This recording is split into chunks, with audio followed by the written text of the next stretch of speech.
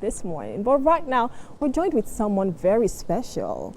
Her name is Success Oyeshola. She's a project manager, intentional living coach, and the founder of Green Cedar Expressions, a platform promoting healing and soul wellness. She's passionate about helping people grow spiritually, emotionally, and professionally. And right now, we're reviewing her book that says Scars and Crown, and that is book chat for today. Good morning. Good morning. Thank you so much for being here. Thank you for having me. Yes, you have such an interesting book. I mean, I've been reading it and I'm like, I'm literally gasping. But let's start from the very beginning. The beginning of this book was silence, darkness. And I'm like, what is going on here? Begging someone. But you know what? Tell us about this book. Okay, so the book Scars and Crowns really chronicles my life experiences. The scars really highlighting the different stories. And the thing is, most times when we are thinking about the testimonies, the things we're thankful for, we tend to tilt towards all the happy things in quote, and we forget the part that the pain played in making us or in our becoming. And then for me, it took that introspection to be able to put value to the pain I experienced and then appreciate how it has resulted in me being wholesome, full, with such rich experience today that now I can help other people. I can relate to what they're feeling, and then it's actually put me in a more empathetic side. That's a plus, really. So that's why I did this. That is beautiful. I know that speaking about scars, there's also a part of sexual misconduct here, right? Do you want to tell us a bit about that?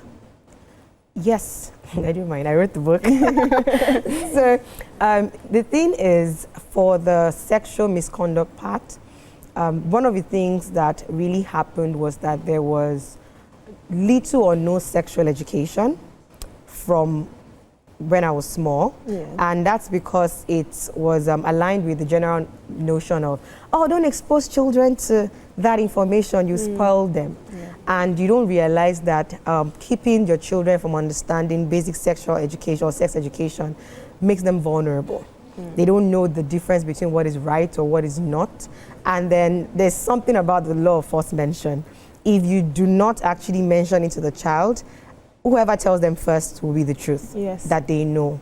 And it takes a whole lot of intervention later for them to understand. But by the time they find out, there would have already been imprints, and then, you know, thoughts and notions that you have to start dealing, the traumatic effects and all of that. So that is something that really happened with me.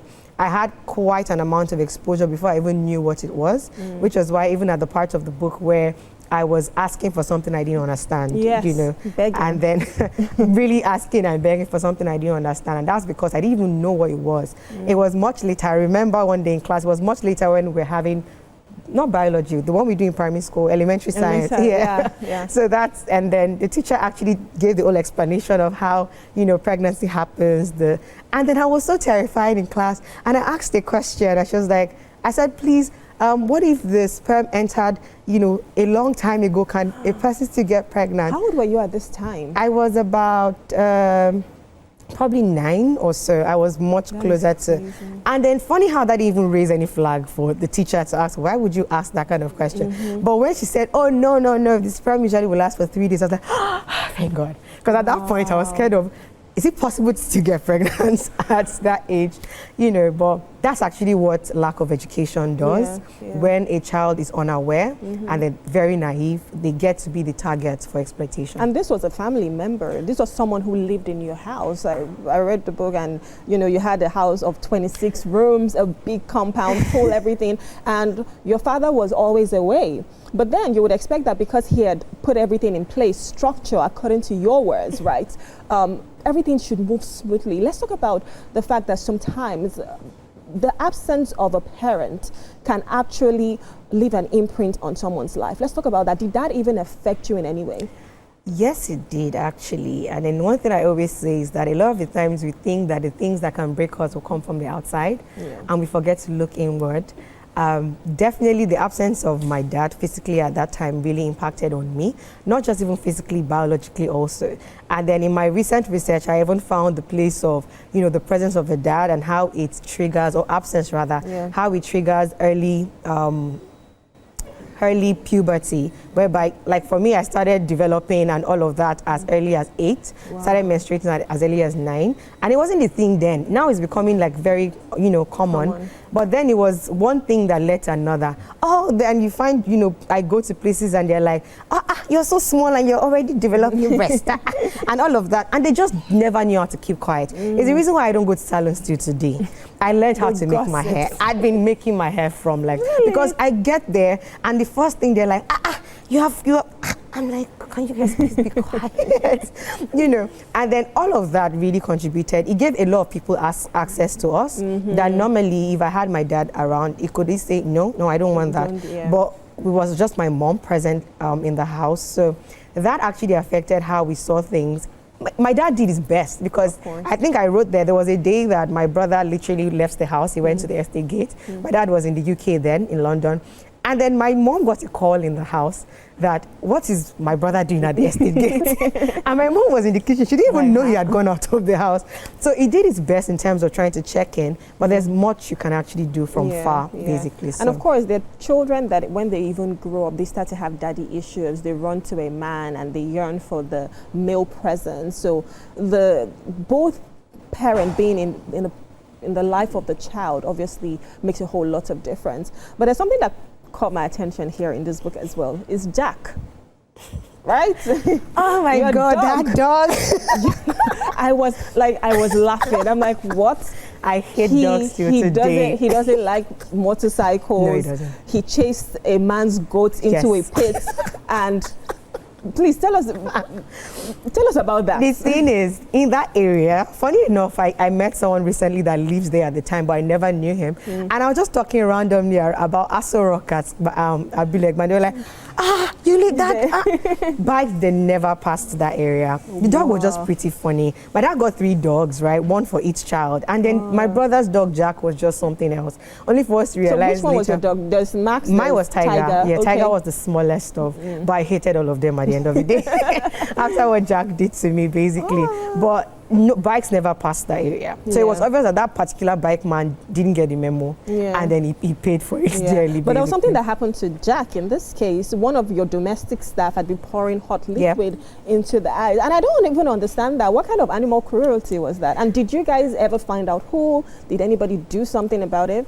Oh, we found out. We found out the person. It was our cook at that time. Wow. And then it was from Akwa Ibom. So I think for him, he felt like that was a way to make the dog a security dog. For him to make the dog fierce. Vicious. And exactly. That was his way of getting that done. But he didn't realize that it was making things worse because even those that were in the house couldn't, be at peace in the house. My dad usually would come in anytime, go anytime. My dad had to start calling. I'm coming. Ensure those dogs are, But let's just circle back to what the book is about and what you try to aim with this book. What's the message? It's great sharing your story, but what's the message for other people?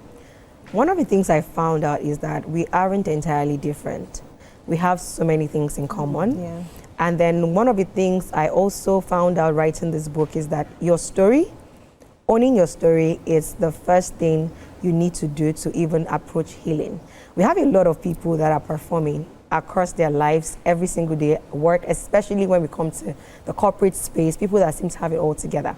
And they've done so well in pushing their stories back. But what you find is that these things pop up. You can't hide it for too long. You can't suppress it for too long. And the reason why I did this is to make people understand that your pain is not necessarily the bad thing.